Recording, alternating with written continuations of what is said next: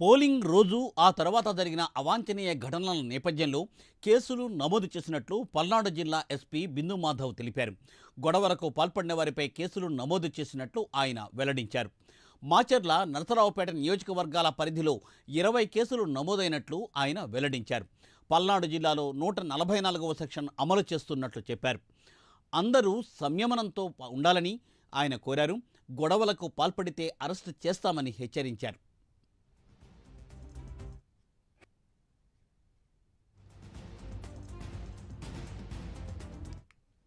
Old day రోజున అట్లనే ఆ తర్వాత వెకేషన్ దాకా గడిచిన రోజుల్లో ఓల్డ్ డే రోజున అలానే ఆ తర్వాత గడిచిన రోజుల్లో కొన్ని చోట్ల కొన్ని సంఘటనలు అవాంఛనీయ సంఘటనలు చోటు చేసుకోవడం జరిగింది. వీటన్నిటిలోనూ కేసెస్ రిజిస్టర్ చేశాం. అట్లనే ఇటువంటి సంఘటనలు పునరావృతం కాకుండా అన్ని చోట్ల తమ చర్యలు తీసుకోవడం జరిగింది. పూర్తిగా పటిష్టమైన బందోబస్తు ఏర్పాట్లు చేశాం. అన్ని చోట్లకి ఫోర్స్ వచ్చింది. పూర్తిగా జిల్లా వ్యాప్తంగా 144 సెక్షన్ విధించడం జరిగింది.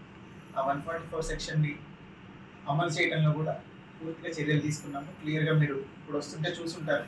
ప్రతి చోట కూడా ఎవరు గుంపులుగా తిరగకుండా అన్ని రకాల చర్యలు తీసుకున్నాము. అట్లనే ఈ సంఘటనలకు పాల్పడిన వాళ్ళని కూడా అరెస్ట్ చేయడం మొదలైంది. పూర్తిగా సిచ్యువేషన్ కంట్రోల్లో ఉంది.